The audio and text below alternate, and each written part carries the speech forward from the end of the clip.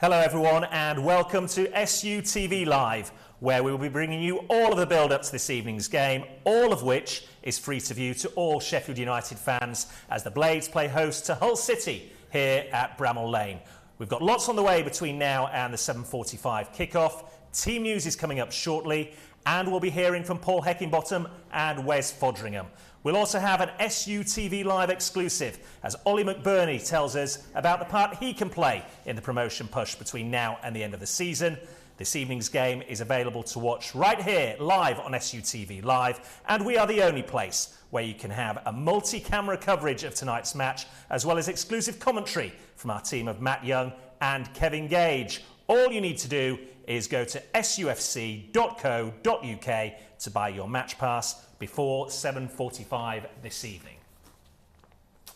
Well, a very good evening. Welcome along to our studio here inside Bramall Lane. We're under the lights for the first time in a while at home. 7 of the last 9 games have been on the road, but tonight's game sees the first of 5 of the next 6, which will be played here at Bramall Lane. Let me introduce you to our 2 guests joining us for the ride this evening. The first is something of a Sheffield United legend. He is also an SUTV Live debutant. It's a very warm welcome and welcome back to Bramall Lane. Mark Duffy, great to have you with us. Yeah, thank you. Now, of course, whenever we have you here at the Lane, we can't let it pass without mentioning that goal in the derby several years ago now. But let's take a look at it because it was an absolute cracker. Talk us through it. To be honest, I was fuming that I was substitute that day. And I wanted to come on and prove a point, and gladly I did. And the rest was history, really. What was that, 38 seconds after Sheffield Wednesday had equalised? Yeah, they just equalised, and obviously I was devastated and stuff, but obviously kicking off and then coming on and scoring that goal has obviously made everything a lot better. The moment you went down in Blades folklore history. Yeah, definitely. Still get a lot of messages about it. Well, and rightly so too, a 4-2 win on the day. Of course, the man alongside you is very much in Blades folklore history. Former captain of the club and the man who guided this team to the 2006 Premier League promotion. Morgs, great to have you with us, and at a time when this team seems to be heading in the right direction as well. Yeah, evening, Rich. I think some good results of late. I think it's right saying 8 wins out of the last 12, so not to put the mockery on, but yeah, I think things are moving in the right direction. A tough 0-0 away at Huddersfield on Saturday, so a good point on the road.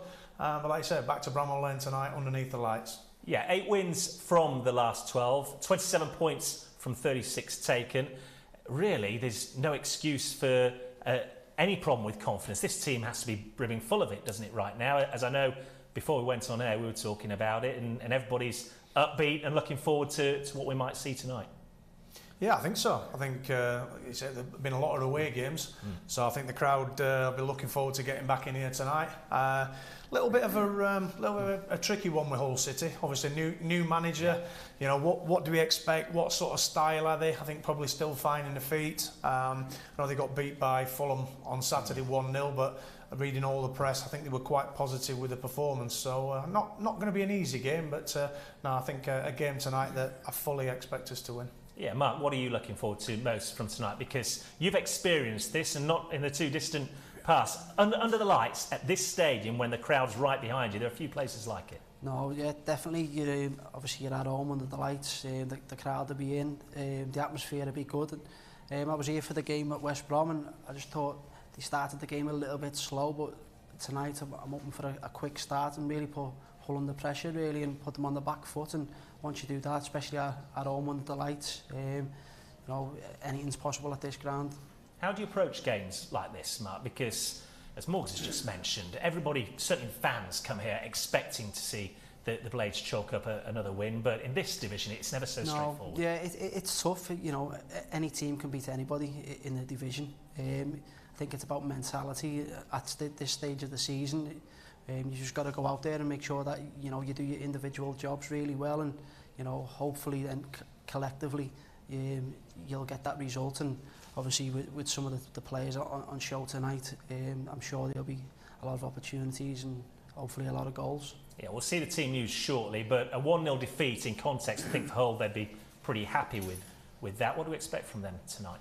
Yeah, do you know what? I'm not sure what to expect. You know, I should obviously, say that defeat was against Fulham at the weekend. I've never just thrown it in there.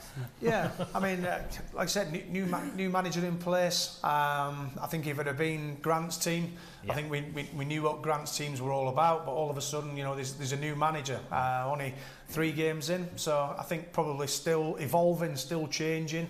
But I think they went back to like a 4-4-1-1 system at the weekend. I think Keane Lewis Potter will be a key player for him. I like Keane. I've seen a lot of him, even from when he was young in the youth teams, and I think he's come through, done really well. So I think he'll be one that we need to keep his eye on tonight. On that note about having a change in management at Hull City just a few weeks ago, were we surprised? Because Grant McCann had done pretty well. They'd won a couple of games, good wins as well, over decent opponents. Then all of a sudden, obviously, new ownership comes in, and now Shodo Avaladze is the manager there. Yeah, I think probably from Grant's point of view, he'd done a great job. You know, got them up, really going towards stabilising them. Couple of fantastic results, like you said, you know, particularly the one against Bournemouth. But new ownership. I think the minute somebody walks in, I think I saw a bit of Ecky's pre-match stuff saying, you know, that he had a similar thing, you know, probably at Leeds. You know, so it's difficult, and I think probably Grant knew the writing would probably be on the wall. I think as soon as the new ownership actually got ratified, I think they were talking straight away about new management and Grant being replaced, which is harsh, you know, because like I said, Grant and Cliffy, two great guys, two good football fellas who'd, you know, built a good team at Hull, you know, but it's what to expect tonight from a Sheffield United point of view. Well, there's some new faces in this Hull side as well, because they were certainly active towards deadline day. We can see some of them now. Regan Slater's been brought in. I won't even try and pronounce the surname of the striker they brought in from Fenerbahce. We'll just call him Aliyah. I don't know if you've got any background on him, Morgs. And then Force from Brentford. Liam Walsh came in from Swansea as well. Clearly, the ownership are really making a mark of intent there with bringing in 4 new players, Mark. Yeah, definitely. And obviously, you know, Regan Slater, obviously all the Blades fans will know. And Liam Walsh, I know, obviously, you know, he's a Liverpool lad. And they're both really hard-working midfielders, and they won't make it easy for Sheffield United tonight, and you know, they'll really compete. And that's probably one of the things I'll say about when I've watched Hull. Sometimes they do compete and sometimes they don't, and that's why they're probably where they are in the league. But adding them 2 players into the squad will definitely make them more competitive. What message does it send to everybody concerned with Hull there, Morgs, that they were active at the end of the window, and 3 of those are loan signings, perhaps with views to making something permanent in the summer? But it's been a long time for Hull when they seem to have been living on rations, certainly if you're the manager there. Yeah, 2 midfield players, 2 strikers. So obviously they've looked at the top end of the pitch. Obviously Big Tom Eaves comes, I think he comes back in tonight. He's been out injured. Obviously they've got Tyler Smith there as well, on loan from Sheffield United. I've not seen a team sheet, but I'm thinking he might, because it is a loan, I'm presuming he's not involved tonight. But yeah, I think new ownership, new manager, and I think they've just tried to back the new manager and get some players in, and you know, hopefully that sort of kicks them on a little bit. Well, they come into this game on the back of 3 straight defeats. Let's have a quick look at the Championship table coming into tonight's game, and we'll see there Sheffield United currently sat in 9th place, but by my calculations and the way the tiebreakers decided here, if they could win 3-0 tonight, they would go above Middlesbrough and be in that top 6. Psychologically, Chris, how big would that be if they could break into the top 6? Massive, because you know, I think since Paul's took over, there's been a lot of talk of you know, can he pick the baton up, can he get the team going, can he then kick us on to getting in them promotion places, them playoff places, and you know, the results have been great. So I think if we can get that tonight, and with a 3-goal swing, particularly, you know, getting into them playoffs, going above Middlesbrough, because there's some tough games coming up. You know, we've got Forest to play, Blackburn to play, teams up there. So I think to get in there and then go into them games, you know, it's all about momentum. I think this stage of the season. You know, just keep picking them results up, keep grinding them out. That's exactly what they did at Huddersfield of the weekend. 0-0 away from home. You know, if you can't win, clean sheet, take a point, and then and kick on with your home games. Yeah, and on that note, Mark, I mean, it's not too many years ago you were in a similar position with Sheffield United, and you see your team and name climbing that table week in, week out. At what point does it become a genuine belief that you're in this promotion race and you can achieve something here? Yeah, you look, the lads will be looking at that table knowing that, you know, they need to win games of football, and the pressure does come on you, but they're in a perfect position at this moment in time, and they're chasing the pack. It's always good when you're chasing, and it's a different mentality when you're being chased and you're looking behind you, and you know it's getting towards the crunch time of the season, and it's the important time. So yeah, the lads will be made up to be where they are, especially with the start of the season that they had, and how they was playing and stuff. So it is an important time of the season, but one that they'll all relish. Well, with a little over half an hour to go before kick-off here at the Lane tonight, let's take a look at the Sheffield United team news. Paul Heckingbottom coming into this game has said, look, with the number of games coming up, I will have to look after the players and make changes. 4 changes at the weekend against Huddersfield, 4 more tonight as well. Conor Hourihane and Ollie Norwood return to the engine room in midfield. No Jayden Bogle this evening, so Reece Norrington-Davis comes in, and Billy Sharp drops down to the bench as well, with Oli McBurnie starting. Chris, your thoughts? Yeah, I think he's obviously just excuse me. He's looked to freshen it up. You know, it was a tough game on Saturday. I think the Yorkshire derbies, mentally, you know, physically, it was a tough game. I think weather as well. It was you know, blowing a gale. It wasn't great, was it? No, it weren't. And I think probably from Paul's point of view, he just wants to freshen the team up. You know, he's got a good squad. He's got everybody probably knocking on his door, wanting to play. You know, and I think he's probably been wise, you know, just to make them couple of changes, keep everybody chomping at the bit. I think obviously a bit of a surprise with Billy not starting, but you know, he played the full game Saturday. Absolutely ran his blood to water, bless him. So it might just be one of them. You know, out you come tonight, Bill, and we've got, you know, big games coming up. Yeah, no doubt Billy Sharp will have wanted to start this game, but Mark, when the fixtures come thick and fast as they do in the Championship, even if you as a player want to play, it's sometimes helpful, isn't it, if the manager takes you out the final? Yeah, look, obviously I know Billy personally, he'll want to have played the game, and especially at home.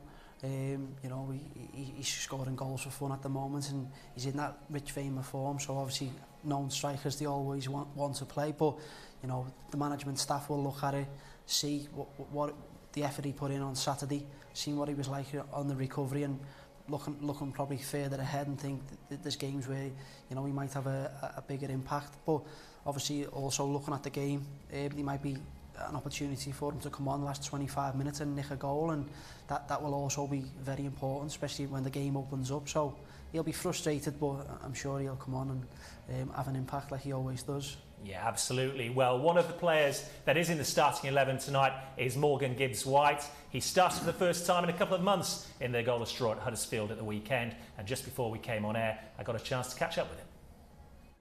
Morgan, thanks for giving us some time as we close in on kick-off here on SUTV Live. First of all, great to see you starting again at the weekend. I imagine for you to see your name in that starting 11 at Huddersfield must have been fantastic after a long layoff.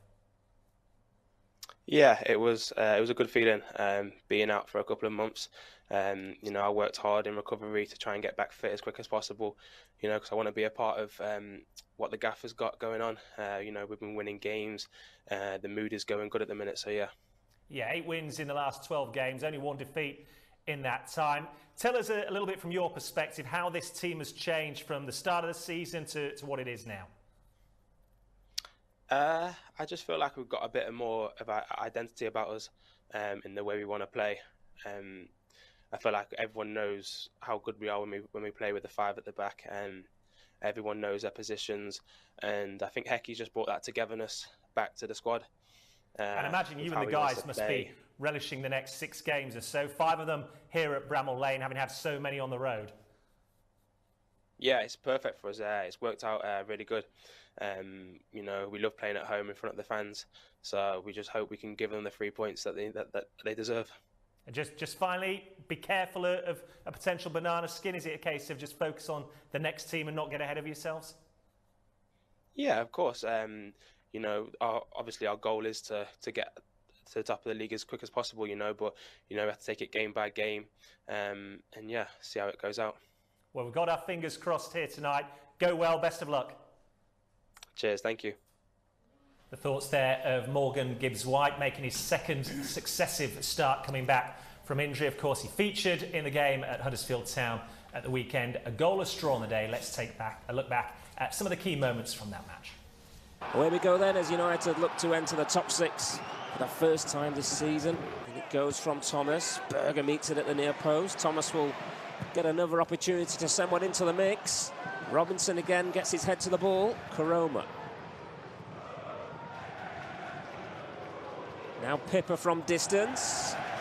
Bogle. Basham continued his run. The cross goes in towards McBurnie. First effort on target from the Blades. Out wide to Fleck once more. Early cross. McBurnie's header. Keeper had it covered.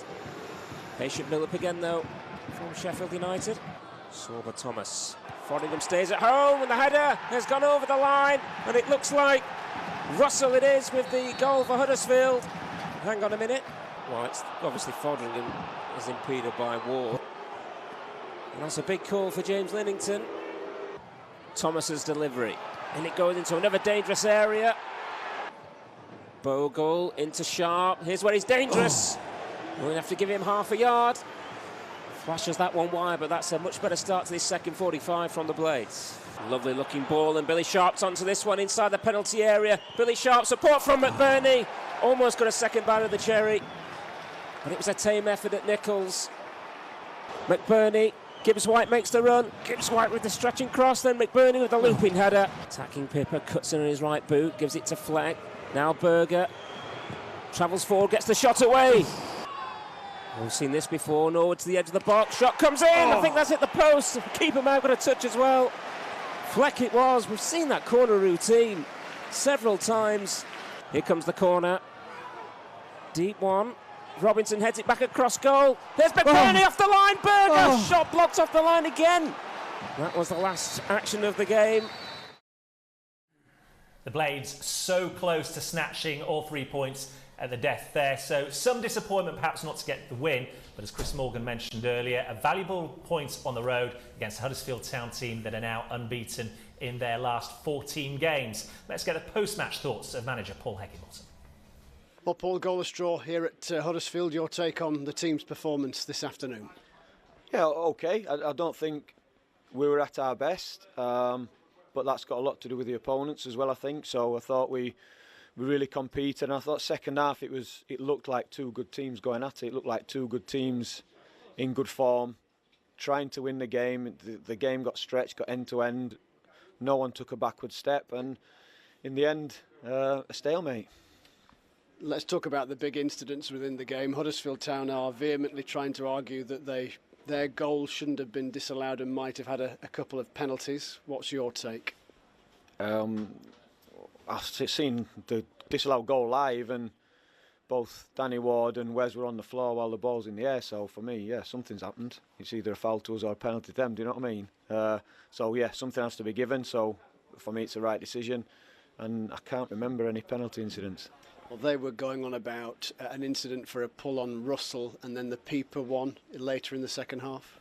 Much later. Oh, yeah. No, I've seen that. I remember that one. That's one where he's trying to win a penalty. He's touched the ball away and brought his own legs from under him. So, yeah, no, but I can't remember the first. And yet you might have won the game, and perhaps a little unfortunate not to do so with Fleck's effort and the McBurnie chance. Yeah, listen, there were two good corner routines right at the end. I think McBurnie, when Sharpie went through as well. Yeah, and just slightly behind him when he's running full pace. Oli got two good headers as well, which, you know, you would never back against him with good delivery in the box. But yeah, I think the two best chances came at the end with two well-worked corner routines, which get us good possession. There's a little scramble at the end where I think it's Danny Ward again, literally blocks it on the line as Sanders trying to put it in from a couple of yards out. So yeah, they were. Listen, if one of them would have gone in, it would have been a fantastic 3 points for us. A 1-0 win, clean sheet away from home would have been ideal, but wasn't to be. And listen, I don't think we can have any complaints. As I said, it was two teams going at it, done homework on each other, trying the best to beat them. Yeah, so I can't have any complaints on the point.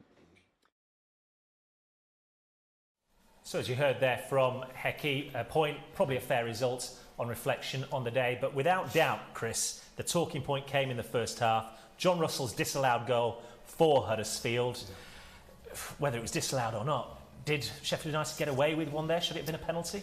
Yeah, I think 100% we've got away with one. I think you can see the pull. Danny Ward, I think it's George, isn't it? George pulls Danny Ward to the floor, and then obviously Wes trips up over him. So yeah, I mean you're struggling really to see. You know, it's either a penalty or a goal.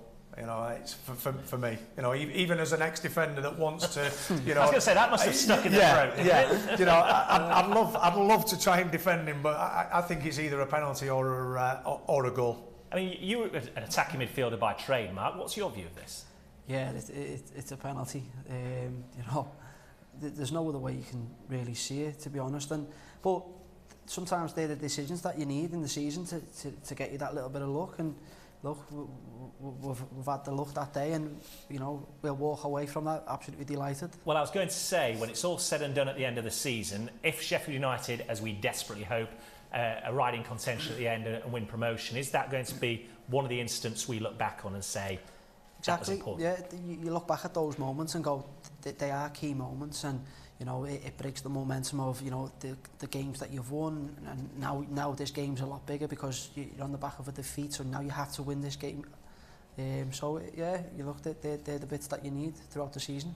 Well, it was another clean sheet for the Blades. They've now only conceded one goal in the last 5 games. And under Paul Heckingbottom, Chris, as we can see here, what has noticeably improved is the defensive structure. And you can see from the statistics there, this side is a lot tighter. Yeah, but I think it's the style overall, you know. And again, as an ex-defender, defenders want to take credit for clean sheets and goalkeepers. But I think it starts because we're playing higher up the pitch. It gives the forward players chance to press higher and get after teams. Whereas I think before we were playing a lot deeper, giving the ball away in deeper positions. You know, so you're taking a big part of your press away because you know all the lads that play in these attacking areas for us are hard workers. You know, and they'll go and get the ball back. So I think it's the style overall that's helped. You know, and I just seen Bash there. You know, I think it was it was criminal. You know, under Slav that Bash weren't in the team. You know, he's been without doubt one of the best performers over the past few years. So for him not to start the season in the team was mind-boggling, really. Yeah, it's easy to forget, isn't it, that he went the best part of 2.5 months without starting a game this season, Mark, and you've played alongside him. How pivotal is he to how this team plays? It's crazy, to be honest, because, you know, first of all, he works his absolute socks off, and you know you're going to get 110% out of him. And then add to that the quality that he has on the ball, and you know I've played many games with him, and I can't really think of many games where he's been probably below a 7 out of 10. So for him to not to start, you know, they must have had some very, very good defenders playing in front of him. Well, the results might suggest it wasn't the case, but he's back in the starting lineup now, and Sheffield United have been playing very well indeed of late. Let's take a look at the lineups again ahead of this evening's game. We'll take a look first of all at the Hull City lineup. The visitors come here on the back of 3 straight defeats. They are unchanged from the team that lost 1-0 at the weekend to Fulham, but as we were saying a little bit earlier, Chris, there's a number of changes there in personnel that have come about in the last few weeks. Yeah, they've you know, you look through that team, and you know, I think we spoke about Preston when Preston came here, and it's not being disrespectful to people, but you look at some of them names in that Hull City team, and they're solid Championship players, you know, and fans possibly wouldn't get excited about their names, but they're solid lads who know how to perform at this level. You know, it's. You look through people like George Honeyman, Richard Smallwood. You know, I like young Jacob Greaves, the centre back. You know, left-footed centre half, has done really well for him. And like I mentioned, you know, Keane Lewis Potter. I think there's been a hell of a lot of clubs watching him, even from the Premier League. You know, so I think they'll be dangerous opposition for us. Yeah, and striker Marcus Force as well, one of those players brought in on loan on deadline day from Brentford. He's got experience, Mark. That's ultimately going to help Hull in the long run, but right here, right now, because there's been so many changes in a short space of time, does it present the Blades with an opportunity? Well, that's what they're hoping for. Obviously, you know, it's a newish type of team, and they're hoping they might be able to expose some of that team, and they haven't quite got that familiarity with each other. But it can also work vice versa. You know, they could just click into gear, and you know, they could perform really well. Obviously, I've played against Potter a few times, and he's a really tricky customer, and so he is one player that, you know, the Blades will have to look out for. Yeah, absolutely. Well, we're expecting a crackling atmosphere inside the stadium tonight, filled with passionate Blades supporters, but they don't come much more passionate than golfer Matthew Fitzpatrick, who's out in the States at the moment doing his day job, if you can call it that, being a professional golfer. I caught up with him a little earlier today ahead of him watching on in Los Angeles this evening. Matt Fitzpatrick, great to have you with us live from Los Angeles in California.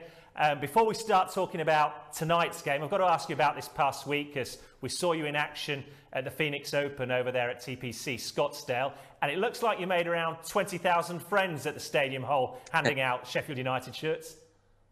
Yeah, it was an interesting atmosphere, an interesting event, and that hole was certainly something different than we're used to on tour.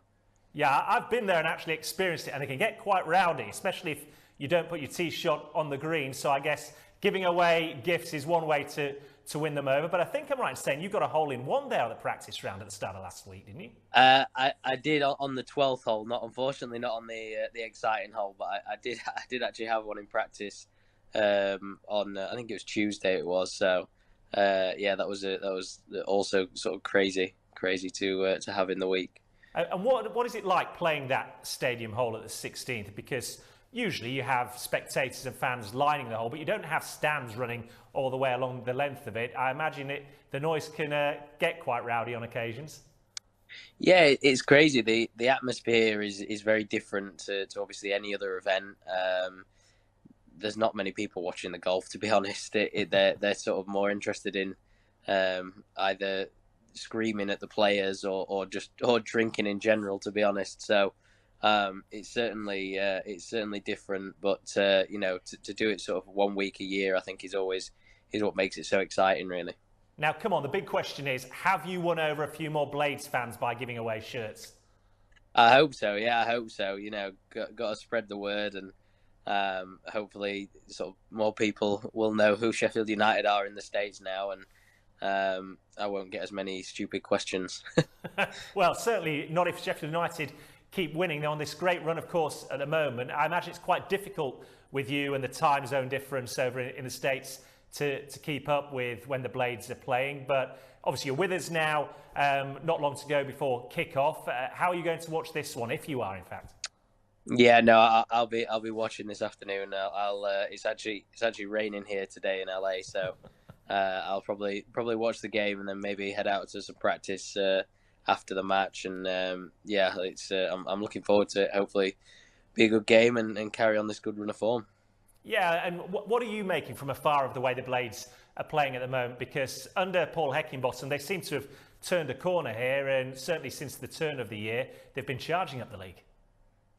Yeah, I think obviously once Paul was back in charge full time, they switched back to the 3-5-2 system that all the players know so well, and I just think that's been the difference. Rather than trying to, I think what's the saying that fits square pegs in round holes. I feel like now that the players have gone back to what they know and did so well for all those years under Chris.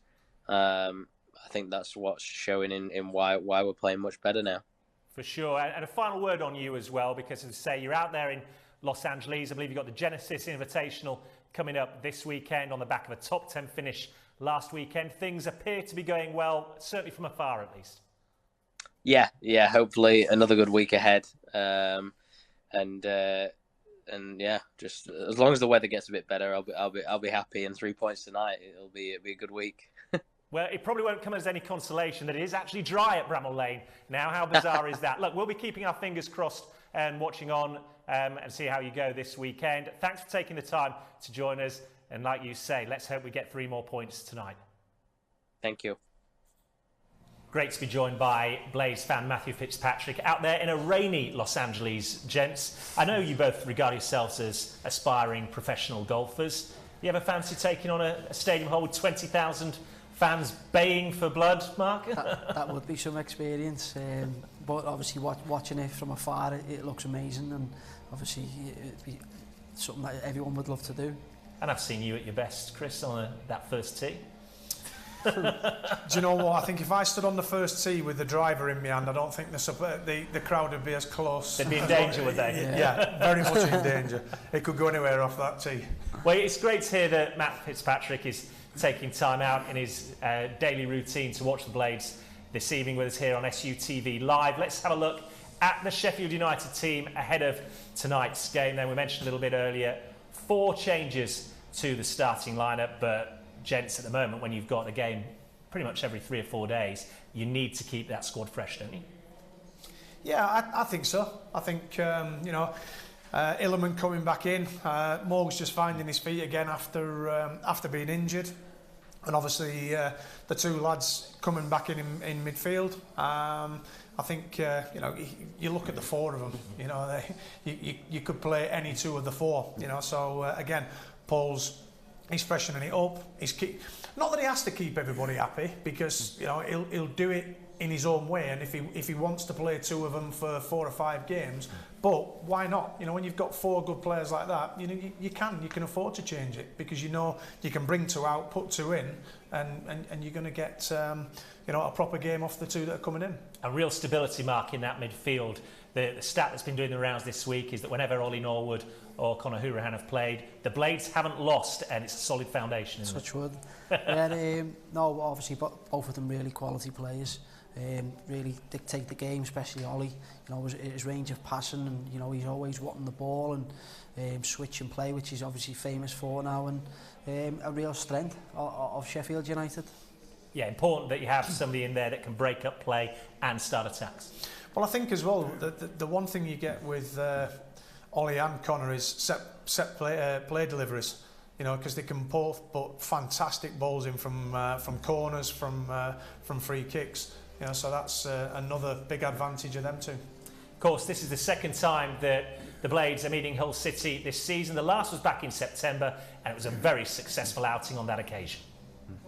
He rolls the ball into John Fleck, who pings a bending ball wide to the right-hand side. Lovely it was too as well. Onto the chest of Baldock, who has Gibbs White in support. The ball is threaded in field now to Davis. Wide, then it comes again to Baldock. Down the line it goes to Gibbs White here. In it goes, heads go up, and Sheffield United open the scoring.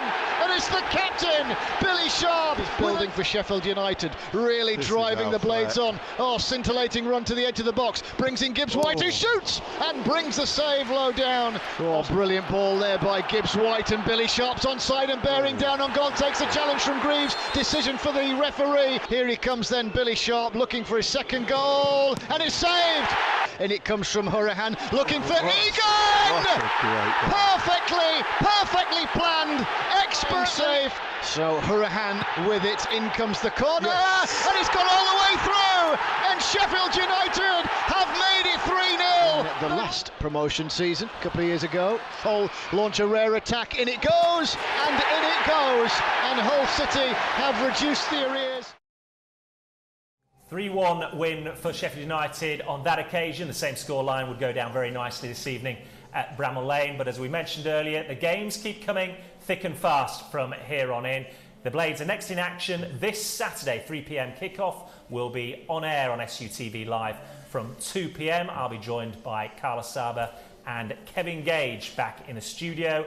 And then from there, a week on Wednesday, the 23rd of February, a big game in the Championship as the Blades host Blackburn Rovers. Paul Walker will be in the hot seat on that occasion, and he'll be joined by Michael Tong and once again the ever-present Kevin Gage.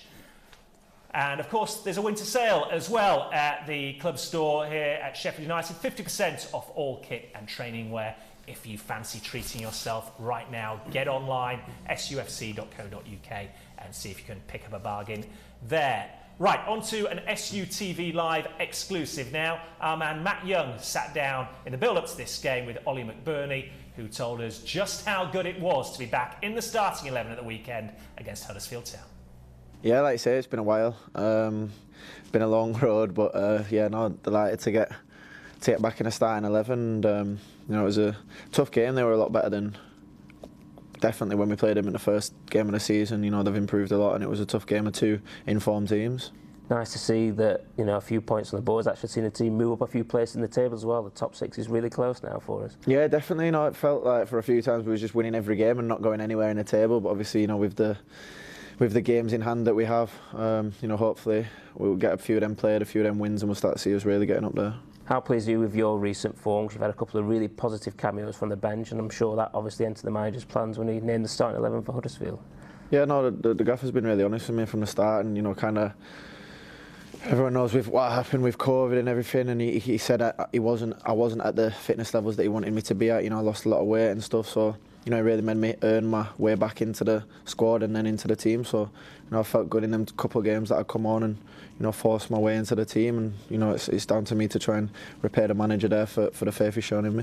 Of course, COVID can affect people in different ways. So how tough was it to get back to full fitness for you? Yeah, it's a nightmare, really. You know, obviously my missus had COVID at the start, so I had to self-isolate, and then pretty much straight after I got COVID with a couple of other illnesses at the same time as well, which, you know, really knocked me for 6, really.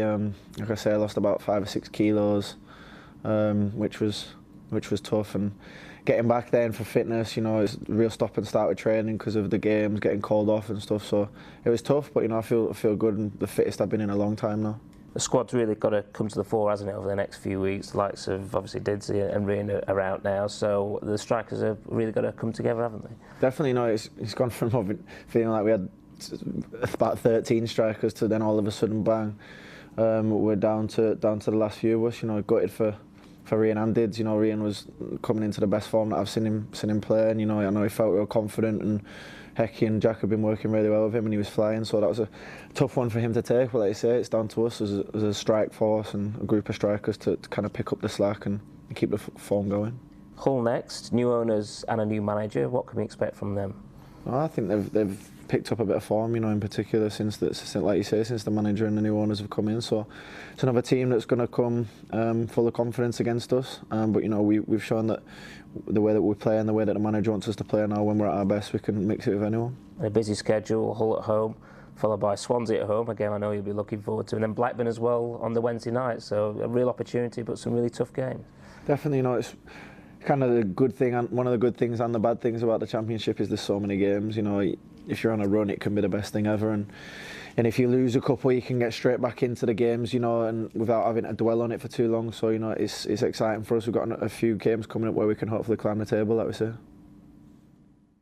The thoughts of striker Oli McBurnie there. A reminder, with a little over 5 minutes to go to kick off here tonight at Bramall Lane, that this is the only place where you can see multi-camera coverage of the match. Go to sufc.co.uk to purchase your game pass. Mark, Oli McBurnie, this is a real opportunity for him, isn't it, with Ryan Brewster and David McGoldrick on the sidelines? Yeah, definitely, and obviously with his few cameo roles that he's come on, he's done really well. He's looked a lot more like himself, and obviously with the gaffer giving Sharpie a rest tonight, it's a big opportunity for him, and, you know, his hold-up play is really good, his link-up play is good. You know, we just want him to score a few more goals, really, but his all-round game is improving. Yeah, absolutely, and we heard him say there that Paul Heckingbottom's made him work to get back into the side, and when he is on song, Chris, he does offer this team a different dimension. Yeah, he does, and I think one thing about Oli is he's a grafter, and technically he is a good player. Like Duff's just said there, you know, like he's hold-up player, bringing people in. But I think one thing with Oli coming back into the team is he's had a long spell out. You know, he's mentioned the COVID, he mentioned the injury. So I think actually for opposition teams now, he's a bit like a wounded animal, Oli coming back in. He feels as though he's got something to prove, you know, to himself, to the supporters, and, you know, he's mentioned Eki there as well in terms of you know, wanting to show the manager what he can do. So but again, I think Duff's right. We just want to see a few more goals from him. Yeah, absolutely. Okay, we're fast approaching kick-off here at Bramall Lane against Hull City. Let's get some pre-match thoughts from defender Chris Basham. Yeah, definitely. We've got games in hand that we need to capitalise on.